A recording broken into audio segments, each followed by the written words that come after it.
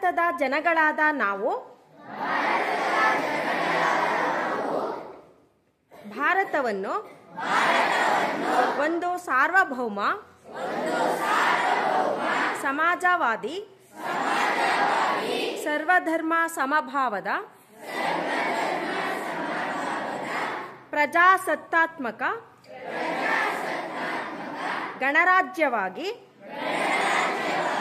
ರಚಿಸಲು ಮತ್ತು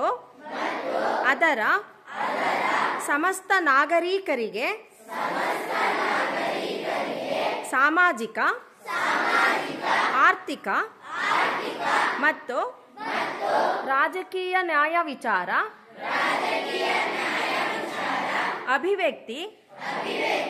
ವಿಶ್ವಾಸ ಧರ್ಮಶ್ರದ್ಧೆ ಮತ್ತು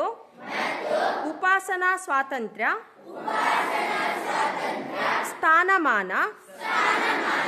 ಹಾಗೂ ಅವಕಾಶ ಸಮಾನತೆ ದೊರೆಯುವಂತೆ ಮಾಡಲು ಮತ್ತು ವ್ಯಕ್ತಿ ಗೌರವವನ್ನು ರಾಷ್ಟ್ರದ ಏಕತೆಯನ್ನು ಹಾಗೂ ಅಖಂಡತೆಯನ್ನು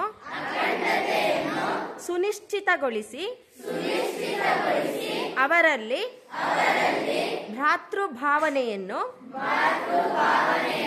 ವೃದ್ಧಿಗೊಳಿಸಲು ಶ್ರದ್ಧಾಪೂರ್ವಕ ಸಂಕಲ್ಪ ಮಾಡಿದವರಾಗಿ ನಮ್ಮ ಸಂವಿಧಾನ ಸಭೆಯಲ್ಲಿ 1949 ಇಸವಿ ನವೆಂಬರ್ ತಿಂಗಳ 26ನೇ ತಾರೀಖಾದ ಈ ದಿವಸ ಈ ಮೂಲಕ ಈ ಸಂವಿಧಾನವನ್ನು ಅಂಗೀಕರಿಸಿ ಅಧಿನಿಯಮಿಸಿ ಅರ್ಪಿಸಿಕೊಂಡಿದ್ದೇವೆ.